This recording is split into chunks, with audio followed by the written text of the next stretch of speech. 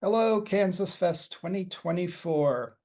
If you like this background, I did all these graphics when I was 15 years old.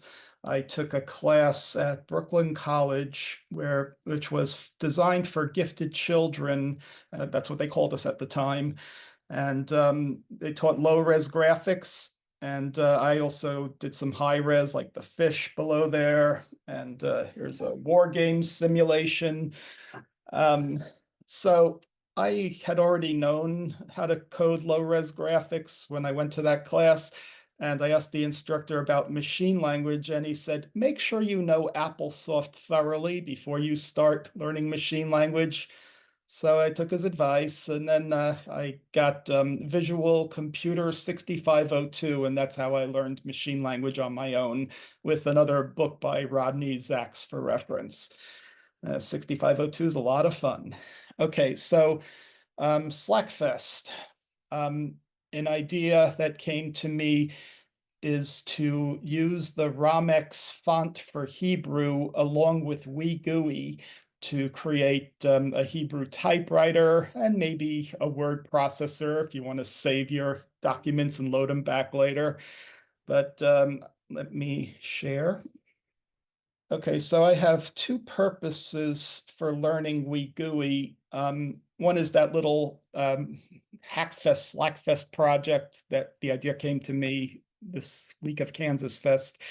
The other is to use WeGUI to simulate some of Doug Engelbart's screens, some of the functions that were built into NLS.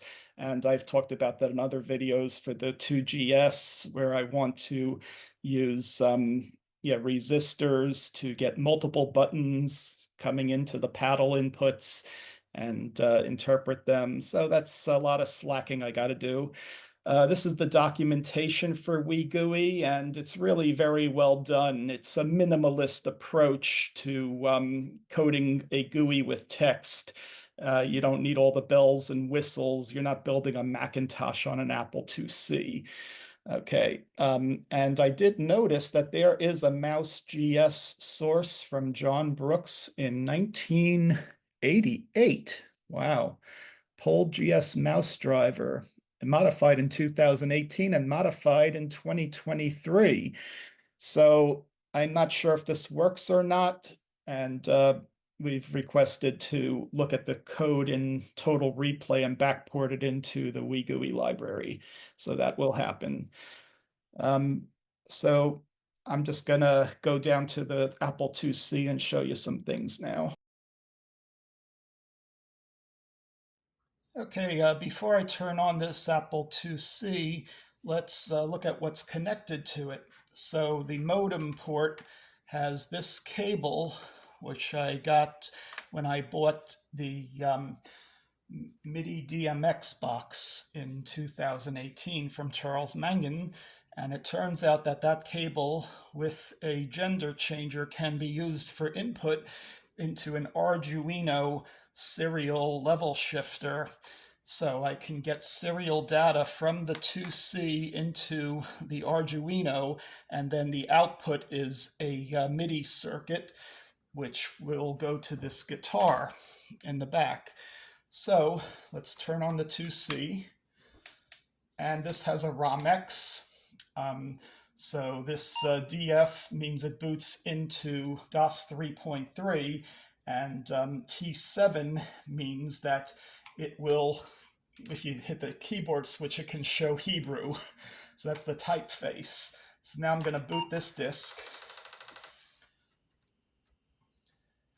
Okay, and this is just a copy of the WeGUI demo disk with my code added. Catalog. Okay, let me run Hebrew.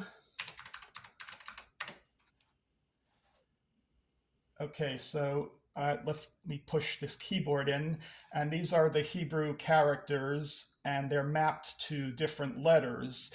And like the tilde, well, this back without the shift, the back tick is your aleph, and then A is your, okay, it's lowercase. You have to turn your caps lock off. A is your bait. So these keyboard mappings don't really make sense for a person trying to type in Hebrew. Like, why would I type a Y for a shin or a Z for a tov? Okay, and let's do this.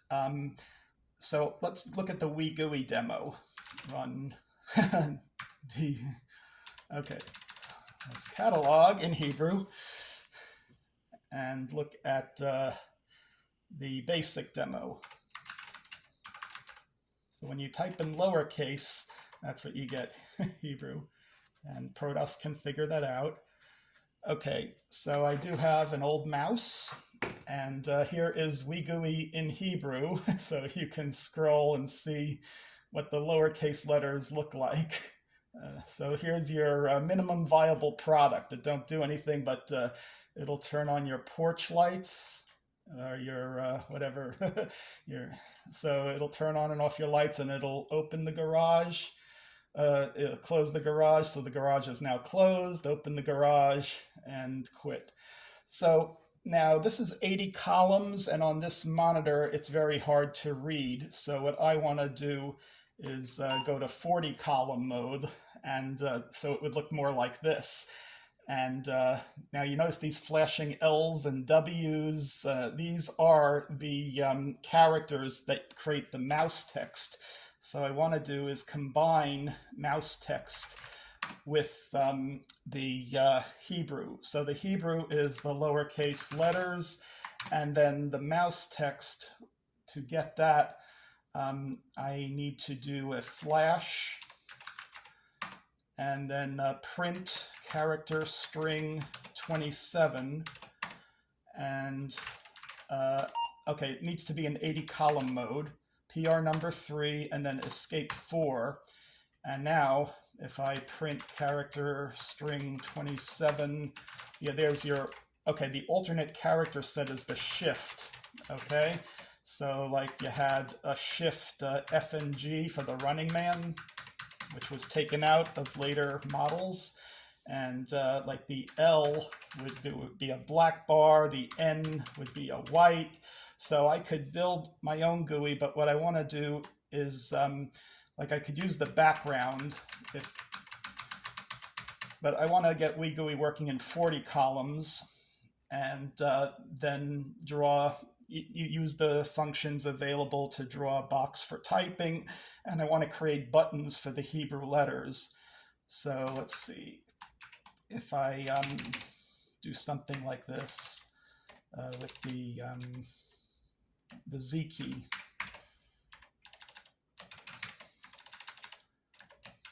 Or there's another key that I could use which has the things on it. But then like here, if I put this, so that's an Aleph in inverse, but I'll probably do it a black background with white because that looks nice. And then I want the mouse, the kids to be able to click on this because I intend to bring this into a classroom.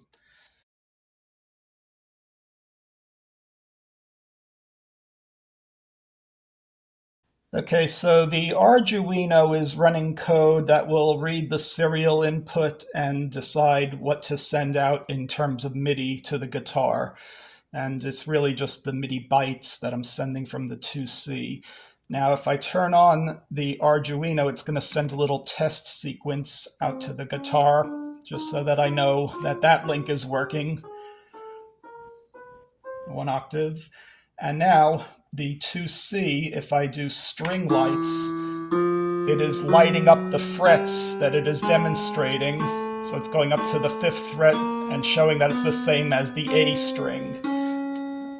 Okay, so we'll cut here. The next demo is going to load some chords from data statements.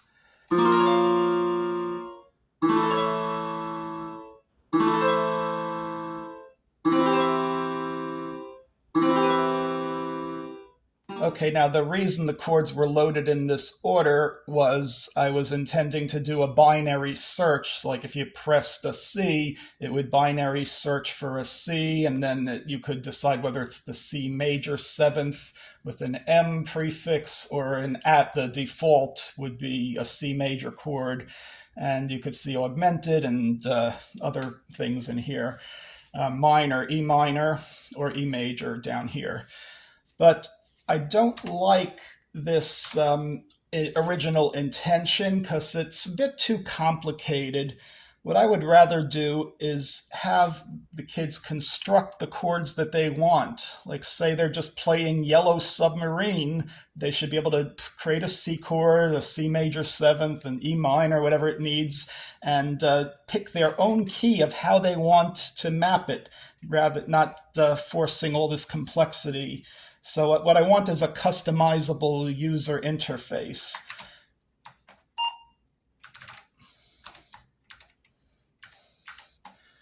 Okay, so looking at the code, I wrote a guitar MIDI driver and set up some variables for points in memory that will need to get poked. And this is a note on poke to poke a 144, which is hex 90 for a note on message, and a note and a velocity. And it's at 6,000 hex. And then for the lights, I wrote a machine language subroutine where you just need to pass whether you want the light on or off, and the string and which key to light up or turn off. And it turns out that's a system exclusive message for that Yamaha EZAG guitar that it can interpret. This is the machine language serial port driver, and it's using port 2 on the Apple IIc serial bus.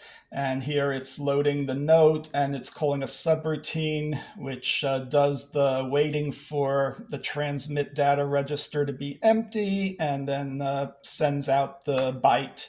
So that's all that's needed. And then this is the subroutine for the string lights. This is the system exclusive message being sent. And it turns out I only have to poke in a few bytes here for the string that I want. And there's plenty of space left over for other work.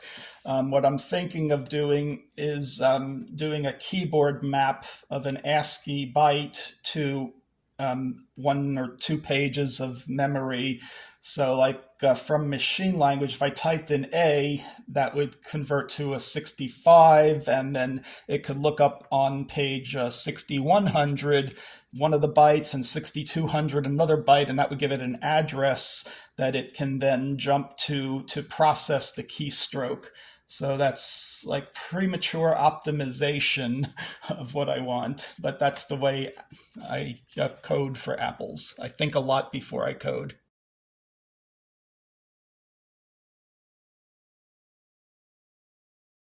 So I'm putting subroutines up here, like a delay loop subroutine where you just set DD to a number and it does a delay loop.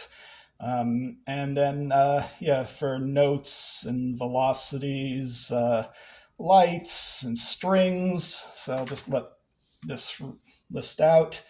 And then there's data statements at the end. And that's where I am so far. I'm slacking on building the rest of it. Have fun.